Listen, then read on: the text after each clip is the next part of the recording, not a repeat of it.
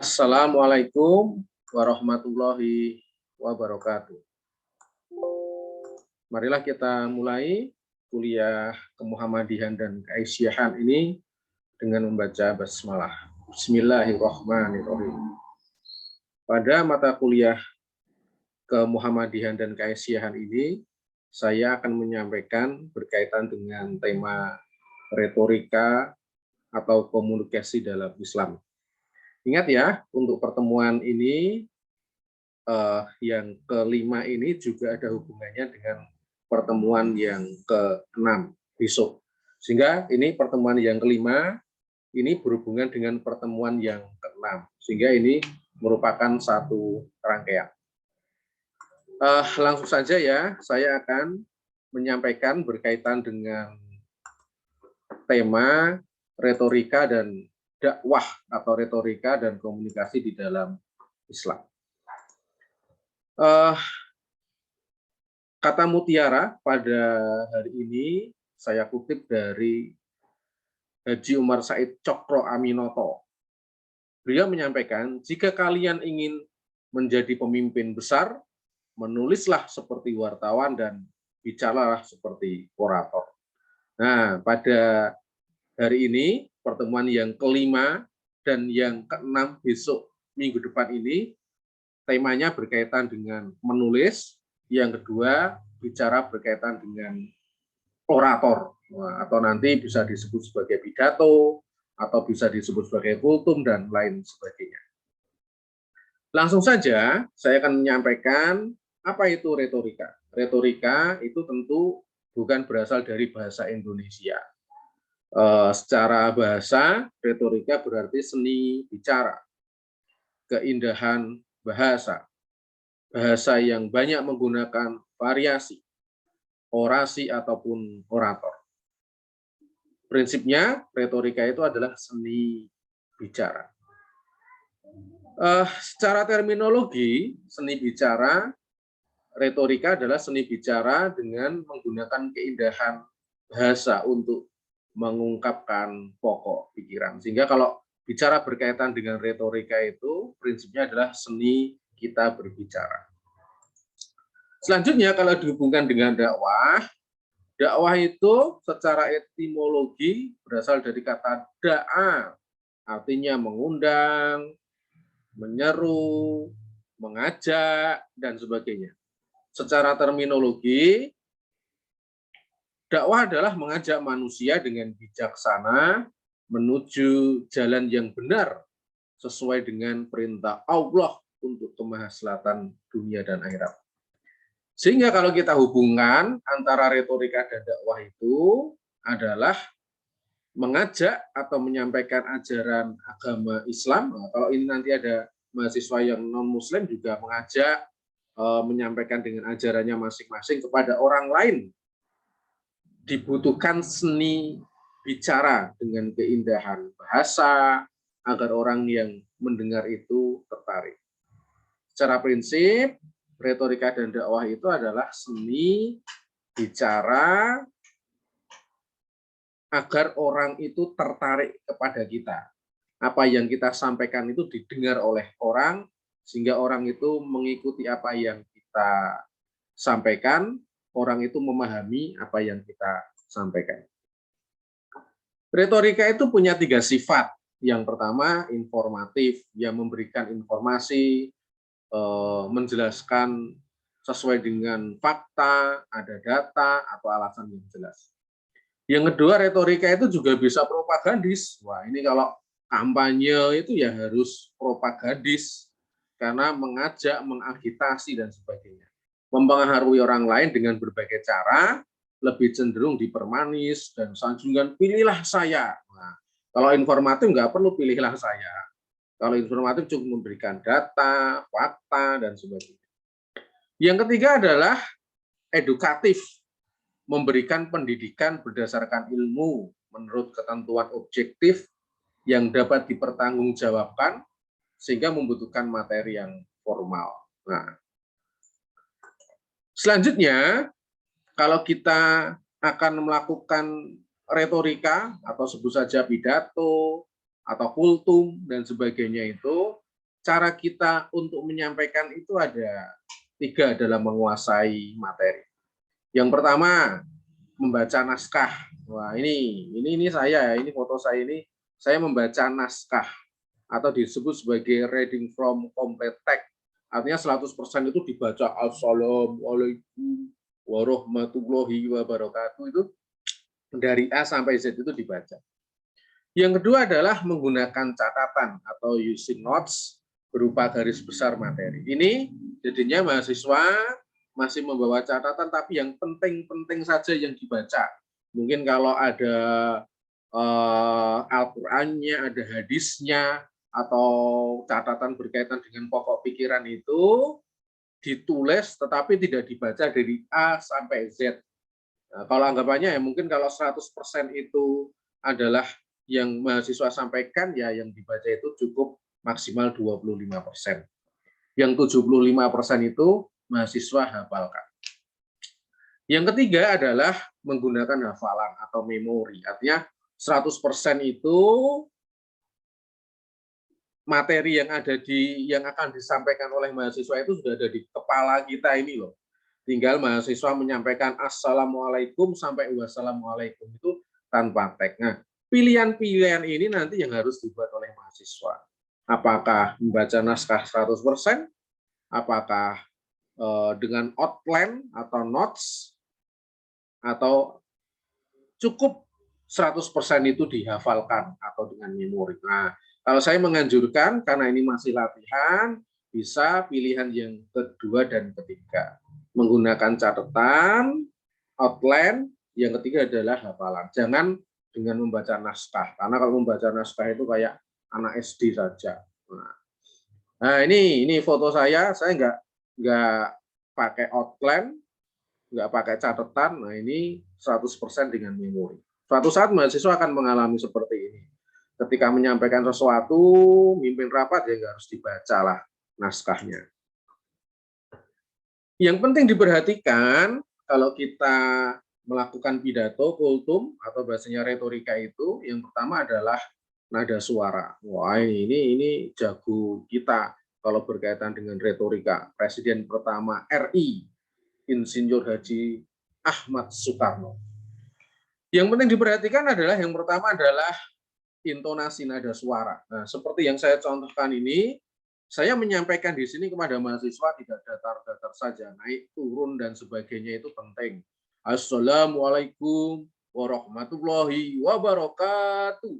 Ini kan mantap ini daripada Assalamualaikum warahmatullahi wabarakatuh, saudara-saudara semua, nggak menarik ini, harus naik turun, intonasi namanya.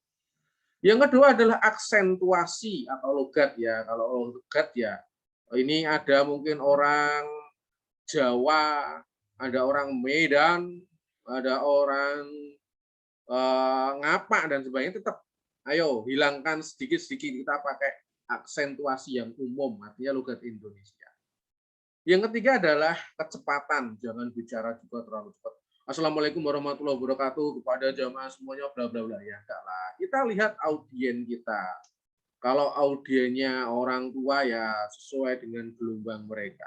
Audiennya anak-anak naik turunnya, speednya juga harus diperhatikan. Audiennya remaja, kita juga harus melihat. Selanjutnya adalah kalau kita bicara langsung di depan umum itu, maka pandanglah audien. Sapukan pandangan ke seluruh audien. Contohnya gini, ya kita harus gini. Wah, mata kita ke depan, sapukan pandangan ke audien. Tidak perlu lihat wajahnya, tapi cukup dilihat mukanya aja. Jangan, tak perlu kita bertatapan mata. Wah, kalau ada yang kita kenal mungkin malah kita senyum-senyum. Lebih baik kita sapukan pandangan. Tapi jangan gini. Assalamualaikum warahmatullahi wabarakatuh. Wah, ini kayak perempuan mau diajak nikah aja nggak mau. Nah, selanjutnya adalah gestur alami, spontan, wajar, tidak dibuat-buat ya. Artinya gestur itu keseluruhan diri kita, wajah kita. Janganlah dibuat-buat. Mungkin kalau nggak perlu gini-gini juga nggak perlu. Kalau nggak perlu gini-gini dan sebagainya. Ya, yang alamiah saja. Selanjutnya adalah gerak tubuh meliputi ekspresi wajah, gerak tangan, lengan, bahu dan sebagainya ya harus ada. Jangan sampai pidato diam aja. Harus juga memperlihatkan gini, seperti ini walaupun nggak boleh juga berlebih-lebihan. Selanjutnya adalah humor sebagai bumbu juga penting. Kita menyelipkan humor, tapi jangan humor semuanya. Nanti stand up komedi itu namanya. Itu ya yang perlu diperhatikan. Selanjutnya kalau kita melakukan pidato, kultum itu sebenarnya strukturnya itu sederhana. Ada pembukaan, ada isi dan penutup, itu aja. Ada pembukaan, ada isi dan penutup. Jangan sampai mahasiswa melupakan itu. Langsung ngomong Assalamualaikum warahmatullahi wabarakatuh. Intinya, nggak boleh lah, apalagi nanti di dalam pembelajaran. Harus ada pembukaannya apa, isinya apa, penutupnya apa, dan sebagainya itu harus diperhatikan. Nah, maka penting tuh, pembukaan, isi, dan penutup itu harus ada di kepala mahasiswa ketika mahasiswa menyampaikan retorika. Nah, contoh ini, berkaitan dengan pembukaan, bisa dengan salam pembuka. Assalamualaikum warahmatullahi wabarakatuh. Nanti dengan bahasa Arab juga, kalau yang karena ini masih latihan, maka mahasiswa nanti wajib. Assalamualaikum warahmatullahi wabarakatuh. Innal hamdalillah nahmaduhu dan sebagainya. Selanjutnya memulai dengan syukur. Marilah kita panjatkan puji dan puji syukur atas kehadirat Allah Subhanahu wa taala. Selanjutnya pengantar. Bapak Ibu yang kami hormati, alhamdulillah pada siang hari ini kita ketemu di majelis yang mulia ini. Pembukaan ini merupakan satu rangkaian, harus ada. Salam pembuka, mulai dengan syukur, memberi pengantar. Ini contoh-contoh pembuka ya, iftitah ya. Ada alhamdulillahirabbil alamin. Assalatu wassalamu ala asrofil anbiya'i wal mursalin. Nabiyina Muhammadin wa ala alihi wa sahbihi ajma'in dan sebagainya. Nanti silakan mahasiswa pilih, ada banyak pilihan itu. Pilih yang paling sederhana, yang pilih mahasiswa yang mampu buat. Lanjut, isi pidato. Isi pidato bisa berkaitan dengan faktor gagasan, alasan, contoh ilustrasi, petikan, perbandingan, dan sebagainya. Ini adalah metode-metode. Tapi secara prinsip adalah isi itu menyampaikan berkaitan dengan gagasan utama. Contoh faktor gagasan, mahasiswa bicara berkaitan dengan tokoh ya, karena nanti tugasnya adalah mahasiswa buat pidato kultum berkaitan dengan tokoh Muhammadiyah dan Aisyah, bisa gagasan. Kalau bicara berkaitan dengan Kiai Haji Ahmad Dahlan, maka kita perlu meneladani sosok beliau. Beliau yang lahir tahun 1868, pada masa mudanya merupakan sosok kosmopolitan. Usia 18 tahun beliau sudah pergi ke Mekah untuk melaksanakan haji. Di sana beliau nggak haji saja, tetapi juga belajar kepada ulama, bergaul dengan banyak orang di seluruh bangsa dan sebagainya. Nah, alasan juga bisa. Mengapa kok saya ingin menyampaikan tentang Kiai Haji Ahmad Dahlan? Karena bla bla bla. Contoh ilustrasi. Salah satu kepeloporan beliau adalah berkaitan dengan urusan pendidikan. Beliau merupakan tokoh awal pendidik di Indonesia itu yang memadukan antara pendidikan umum dengan pendidikan agama. Atau petikan pemikiran beliau. Kiai Haji Ahmad Dahlan menyampaikan bahwasannya kita itu bisa menjadi murid dan murid juga bisa menjadi guru. Nah, ini kata-kata beliau atau perbandingan. Kita juga bisa membandingkan kepeloporan Kiai Haji Ahmad Dahlan dengan Kiai Haji Hasyim Asy'ari, Darus Syekh Hasyim Asy'ari, pendiri NU dan Muhammadiyah yang mereka belajar sama-sama di Semarang, ke Kiai Saleh Darat dan sebagainya. Itu merupakan isi. Dari isi itu nanti mahasiswa menyampaikan gagasan, alasan, contoh ilustrasi, petikan, perbandingan, dan sebagainya. Selanjutnya di penutup itu, mahasiswa bisa menyimpulkan ikhtisar, menyatakan kembali gagasan, mendorong khalayak untuk bertindak, menyampaikan harapan, permohonan maaf, ucapan terima kasih, mengakhiri dengan salam. Itu urutan, contoh menyimpulkan ikhtisar pembicaraan. Dari apa yang saya sampaikan, maka Kiai Haji Ahmad Dahlan itu adalah sosok yang menyatakan kembali gagasan. Salah satu pemikiran dari Kiai Haji Ahmad Dahlan adalah memadukan pendidikan umum dan pendidikan Islam. Mendorong khalayak untuk bertindak, ayo sahabat-sahabat semua kita bisa meneladani sosok Kiai Haji Ahmad Dahlan. Menyampaikan harapan, saya berharap apa yang saya sampaikan ini bisa menjadi teladan bagi kita semua, sesama anak muda dan sebagainya. Permohonan maaf dan ucapan terima kasih. Mohon maaf bila sekiranya apa yang saya sampaikan kurang berkenan. Saya mengucapkan terima kasih atas kehadiran Bapak dan Ibu, sahabat semuanya, mengakhiri dengan salam. Demikian apa yang saya sampaikan. Fastabiqul khairat. Wassalamualaikum warahmatullahi wabarakatuh. Nah, nanti harus ada salam penutup ini bisa nasru minallah wa fatul qarib. Albiru manitaqo. Fastabiqul khairat. Billahi taufik wal hidayah.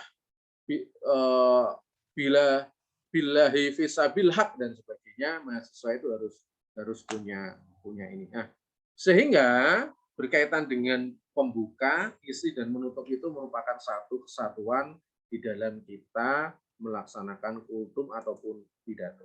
Oke, selanjutnya berkaitan dengan pertemuan yang kelima ini, tugasnya adalah mahasiswa membuat teks pidato, membuat teks kultum, membuat teks retorika yang isinya pembukaan, isi dan penutup. Temanya apa? Temanya adalah tokoh-tokoh yang kemarin mahasiswa tulis. Sehingga mahasiswa sudah punya bahan kan, tinggal ditulis dengan bahasa lisan.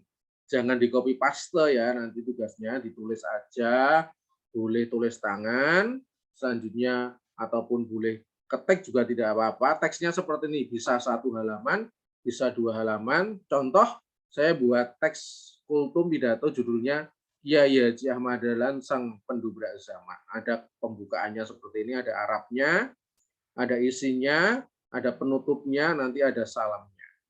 Selanjutnya di pertemuan yang ke-6 minggu depan, tugas mahasiswa itu setelah ini jadi teks, nanti mahasiswa itu praktekkan, divideokan, anggap aja nanti bisa namanya kultum, pidato dan sebagainya, cukup maksimal 6 menit ya.